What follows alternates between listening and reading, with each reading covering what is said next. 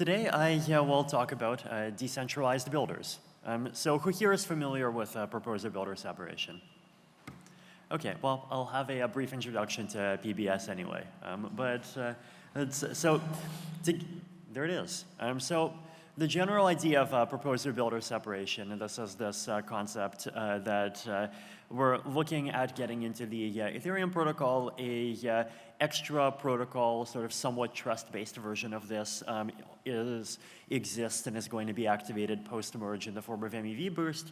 But the basic idea here is that we split up the role of creating blocks into two parts, right? One part basically involves what we call builders, these highly specialized actors that construct candidate blocks. So they do all of this work of gathering transactions, figuring out like what kind of block optimizes the MEV at a particular time, and construct these blocks and send off bids to get those blocks included. And then proposers just listen for bids, and they just accept whatever the highest bid is, right? And so the goal is basically that proposers can continue to be these very simple actors that just run a very dumb algorithm, so it's this completely automated role. And builders absorb the responsibility of being this very specialized actor that runs custom algorithms and constantly keeps very custom algorithms updated, right? So builders absorb the economies of scale, and proposers stay decentralized. So why decentralized builders, right? So the philosophy behind proposer-builder separation, right, is to basically kind of, to take all of this sort of like junk, this centralization pressure from economies of scale, and kind of sweep it all onto one side of the room so the other side of the room can be completely clean, right? But why? Maybe it's still a little bit bad for that side of the room to be dirty, right? Like, even though proposer-builder separation can greatly improve validator decentralization, it does have this extra consequence that it leaves builders very centralized. And there are downsides to that. And the question is to what extent these downsides can be mitigated, right? So the downsides, they could be pretty serious, right? Like we could be entering a world where potentially one builder produces more than 50% or even more than 90% of all blocks. If there's one builder that has a reliably better algorithm for MEV optimization than other builders, then it's possible that that one builder will just reliably almost always win. And it could even be a self-reinforcing effect where if the more that one builder wins, the more other builders don't have revenue, and so they can't keep updating their algorithms, and so they're forced to shut down. And you could risk creating a situation that's pretty centralized, where basically you have one builder, and the only time that other builders come in is when there's exceptional transactions that those other builders capture that the original builder does not, or if the first builder feels the need to censor some subset of transactions, then the second builder eventually comes along and makes a block just full of basically just those censored transactions, and they win. But you risk having a market that's pretty lopsided. Now, we can mitigate a lot of the consequences of this with transaction inclusion lists, right? So the proposer of a block would be able to specify a list of transactions, and that list of transactions would be required to be included by the builder. So this basically prevents the builder from censoring, right? And so instead of it being a block auction, it becomes a partial block auction where the proposer provides a bunch of transactions that they believe should unconditionally be included, and then the builder comes along and they choose the order, and they have the right to add a few transactions of their own. And this is good, but it's still not very nice if one builder produces more than 90% of all the blocks. So the question that I want to ask here is, could we make the winning builder itself be a decentralized protocol? So what makes sense to decentralize in a builder, right? So one thing that makes sense to decentralize in a builder is algorithms for choosing transactions, right? A builder is ultimately an algorithm that collects inputs in the form of transactions and puts those transactions in some order and possibly adds transactions itself. This algorithm could possibly be decentralized. The inputs to the algorithm could be decentralized. So that's the first thing that we could decentralize.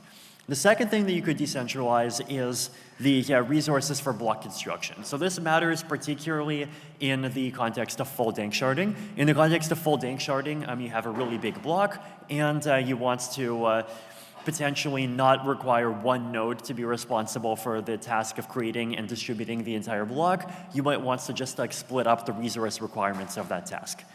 And finally, third category, this is a more exotic thing, which was actually originally the intended to be the topic of my entire talk, but builder decentralization started to be more important, and so I'll sort of squeeze that talk into this one, but the concept of extra builder services, and particularly pre-confirmations.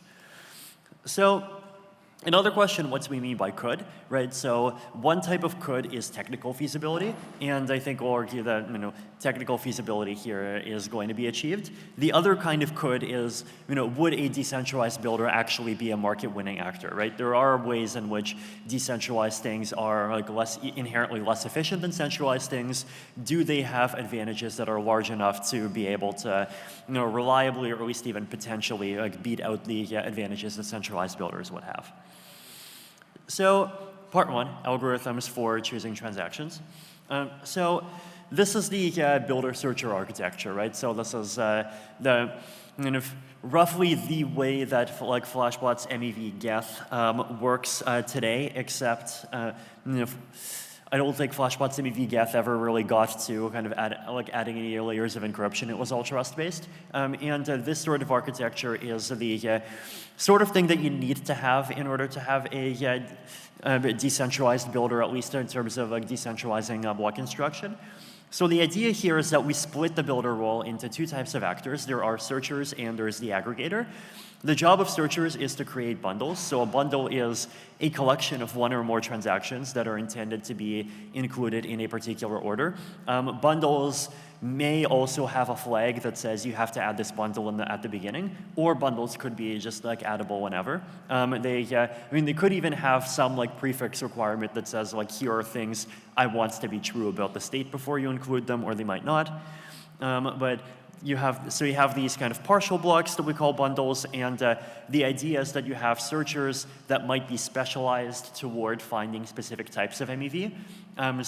You might have one searcher, for example, that is really good at doing arbitrage between Uniswap and SushiSwap. And all that they do is they just become really good at that, and they publish bundles whose sole purpose is arbitraging Uniswap and SushiSwap.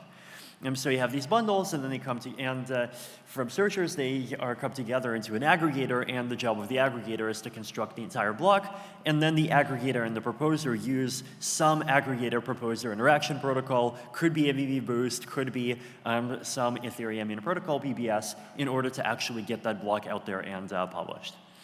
So challenges. One is how to protect searchers from MEV stealing.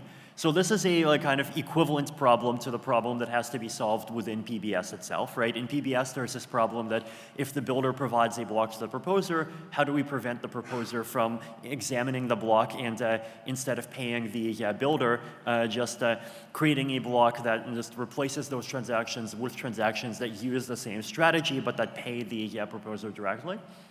So that's the same problem, except here we have to protect searchers from the aggregator. Another question is, how do we allow the aggregator mechanism to even combine searcher inputs, right? If he wants to protect searchers from MEV stealing, then the bundles cannot be in the clear. If the bundles are not in the clear, then how do you aggregate them? How do we ensure that the aggregator mechanism can actually publish the block, right? So if the bundles are not in the clear, well, the contents of the block are going to have to be in the clear eventually. What's the process from a sort of just ciphertext being out there going to plain text also being out there? And whatever that process is, how do we make sure it works without requiring searchers to be honest? And how do we protect searchers not just against aggregators, but even against aggregator-proposer collusion? So those are some of the challenges. So one idea is trusted hardware, right? So the idea here is that searchers send bundles where those bundles are encrypted to some key that's where the corresponding private key exists in a trusted hardware module. The aggregator runs some merging algorithm inside of the trusted hardware module, And the trusted hardware module unlocks decryption only when it sees the signature from the proposer plus some proof of the availability of the proposer signature, right? So the reason why we need this proof of availability is to basically protect against proposer aggregator collusion, right? So just in case the proposer is the aggregator, the reason why we want to see the proposer signature is because when you have a proposer signature, you have this like thing that stops the proposer from later making another block that proposes something else, because if the proposer proposes two different things, they can get slashed, right? But this argument does not apply if the first proposer signature can just be hidden forever, and so you need some argument, like reason for by which the TPM can be convinced that the first proposer signature actually did get published, right? Because only if the proposer signature actually did get published did the proposer actually commit to publishing and supporting only that particular block. So one option is attesters, right? So if the Ethereum protocol is designed in a particular way, that like let's say you have one round of attestation happen after the proposer, then the TPM could check for the proposer and enough attester signatures as well.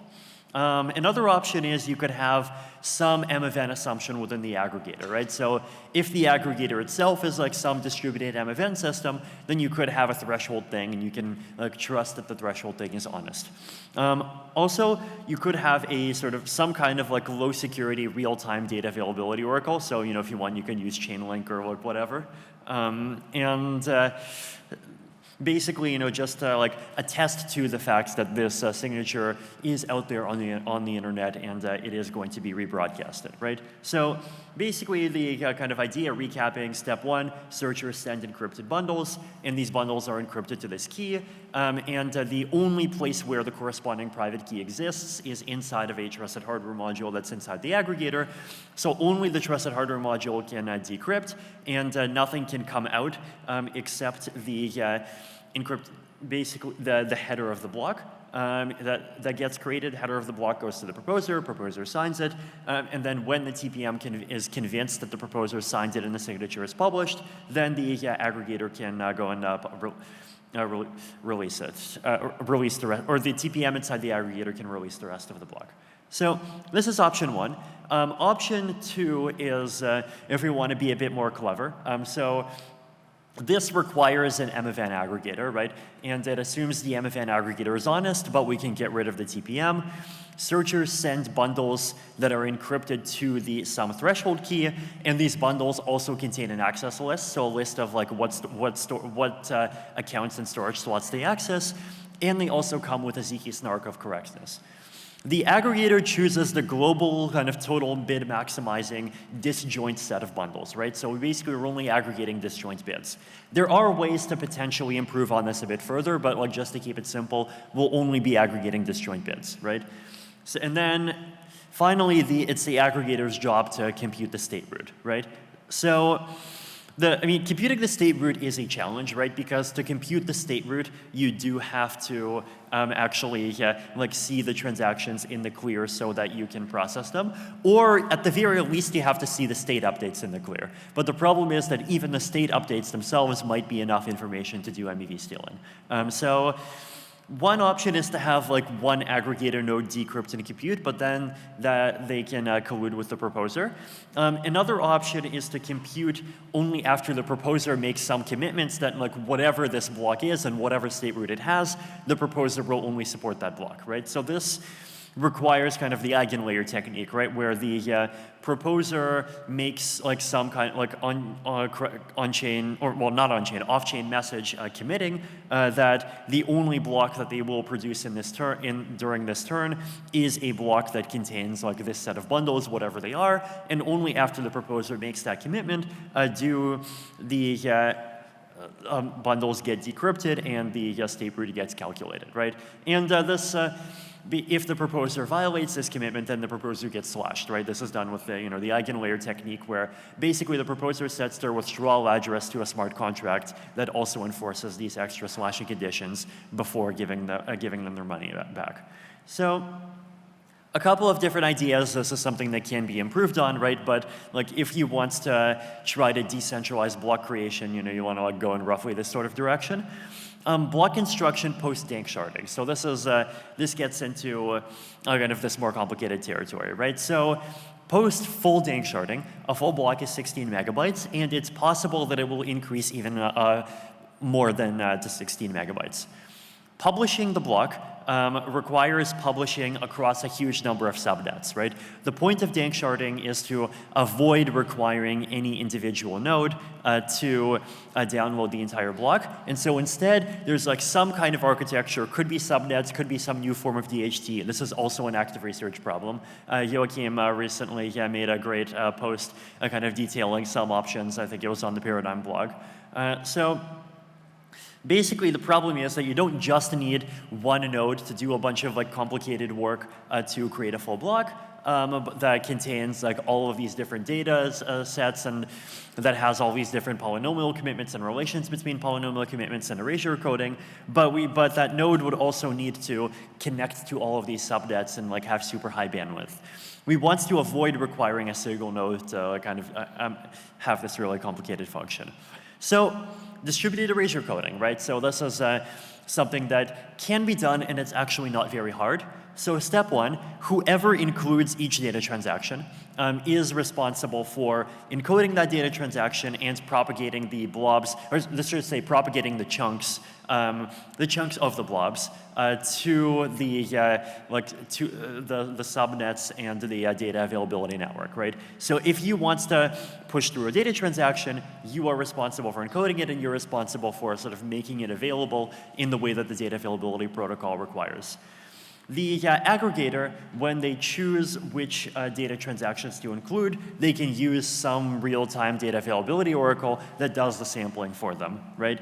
Well, I mean, actually, this is a bit trickier. I think you need the oracle to actually try to download the whole thing because data availability sampling is not secure when there's only one person doing sampling, right? And so you can't just have the aggregator sample. Like you actually need to have some oracle that's some distributed process that's trusted that like actually tries to download the whole thing. And then the network can fill in the columns, right? So here, like basically we have this sort of two-dimensional aggregation erasure coding process where the data gets sort of extended horizontally. So you have each blob is 512 chunks, but it gets erasure encoded to 1024. But then you also have this vertical process here where you have, like, let's say if you have 32 blobs, then they get extended to 64 blobs, right? And so you have polynomials going horizontally and polynomials going vertically. And filling in the columns can be done by the network. Now, the reason why you can fill in the columns, it depends on KZG commitment math, right? KZG commitments have this lovely property that they are linear, right? So if you have a KZG commitments to A and a KZG commitments to B, then A plus B commits to the commitment of A plus the commitment of B is A commitments to A plus B. And furthermore, you have linearity of proofs, right?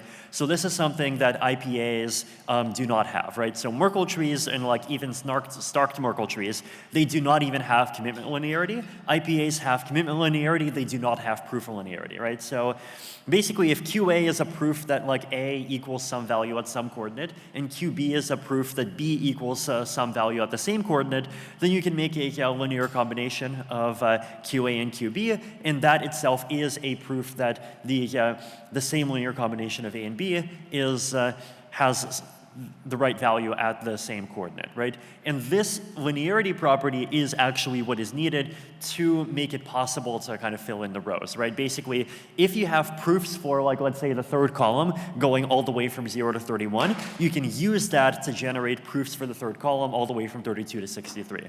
And this is like a really mathematically amazing thing, but it only works with KZG.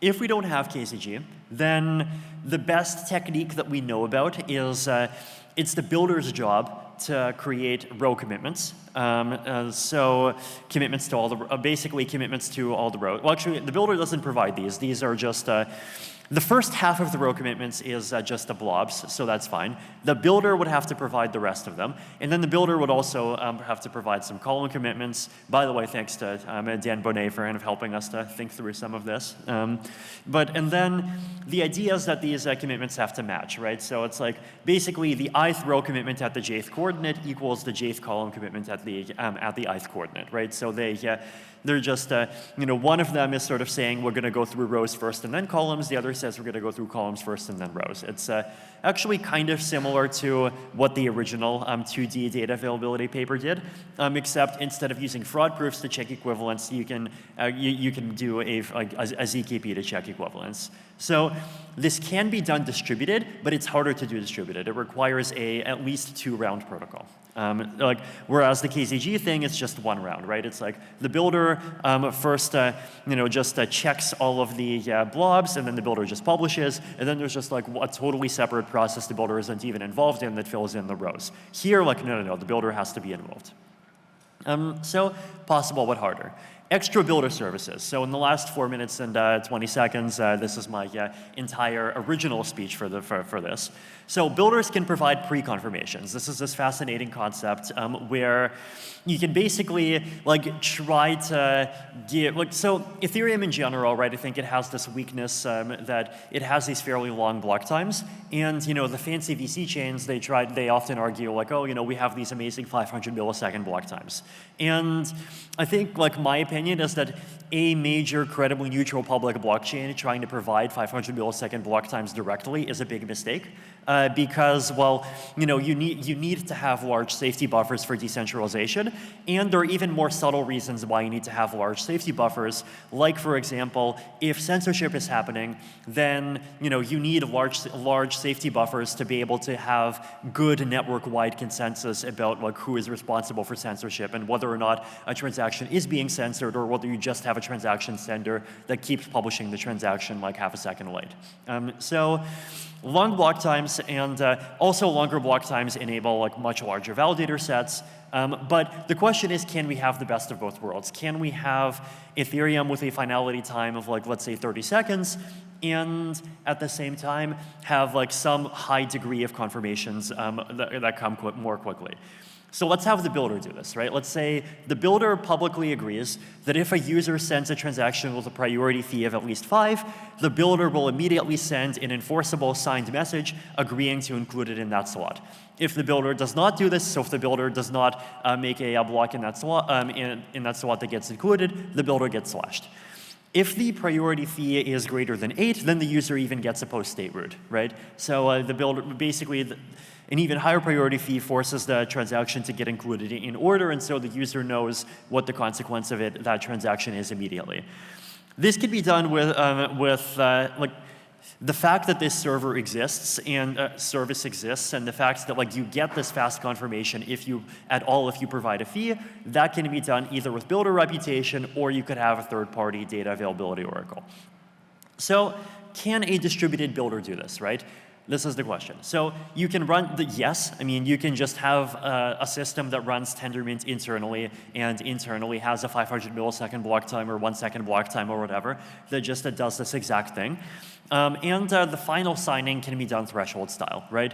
And you would have to penalize participants in the distributed builder, either for breaking the Tendermint, right, so for doing double finality inside the Tendermint, or for contributing to a final signature of the block that is incompatible with what the Tendermint agreed to. Now, if you want maximum security, this does require some kind of account abstraction for final builder signing, because threshold BLS is unattributable, right? So if builders just have to BLS sign the final block, then you don't know who did it, and so you have this kind of problem of who do we slash if there is a misalignment? But if you have some kind of more abstracted form of final signing, then you can do it. The more participants, the more security, right? So this is where we get to kind of the holy grail, right? Which is If you have a distributed builder that has like many thousands of participants, and you even maybe do like fancy eigenlayer stuff, and you get like 10% of the Ethereum validator pool to participate in the builder, then you can basically have a pre-confirmation service that has like huge security deposits behind it. So within 1 second, you can get a guarantee that either your transaction gets included, or this pre-confirmation service like has to burn 1,000 ETH or whatever. A distributed builder, what other advantages does it have? It could be more easily trusted by searchers, right? A distributed builder is more well protected against cheating searchers, and even if like people collude to cheat the searchers, that collusion is easily detectable. Distributed builders, because they're protocols and not operators, they are more censorship resistant. So there are these different advantages that exist, but at the same time, distributed builders have these weaknesses, which are basically, one is just inherent latency of distributed system, and the other is that like any decentralized thing is slower to adapt. So the question is like, well, can the competitive advantages of distributed builders overcome the disadvantages, and can we find other competitive advantages, like what other things can distributed builders do, and how do we make these protocols be as efficient as possible and as trustless as possible, and try to like really minimize what all of the disadvantages are.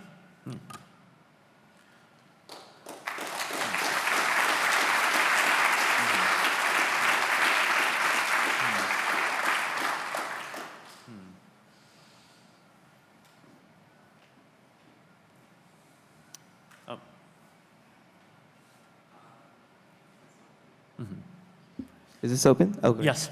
So I have a question on the post-state route. You said you can provide the post-state route. Could it be possible that you might have conflicting state route because of distributed builders, or is that not a problem? Wait, is the question like is there a possibility that you can't compute the state root because you have this distributed builder mechanism? Yeah. Yeah, that's a good question. It is a challenge, and it kind of like intersects with the other challenges, right? Like what you could do is you could have a mechanism where the proposer, for example, keeps on making updated proofs, right? So it's like, you have round one, which like within a slot, which would basically where the builder agrees on some transactions, and then the builder says, hey proposer, can you pre-agree to sign a block with this prefix? And the proposer signs an eigenlayer message that says that yes, I pre-agree. And then after that, the builder reveals, and then you have round two, and then the builder kind of accepts a second batch of transactions they send to the proposer pre-agrees. So like you could do like kind of fancy multi-round stuff like that. And I guess you will probably have to. And in the trusted hardware route, like it just gets easier because it is pretty safe to give state roots. But well, I guess giving state roots is like not very pointful unless you like actually give people receipts as well. So that could probably be abused for like strategy stealing. So, but. Well, I guess no. Even in that case, like it's in the trusted hardware, so you would not be like it would not actually output the full header for like anything other than the correct block. So I guess like yes, in both modes, there is a pretty natural solution. All right, thanks.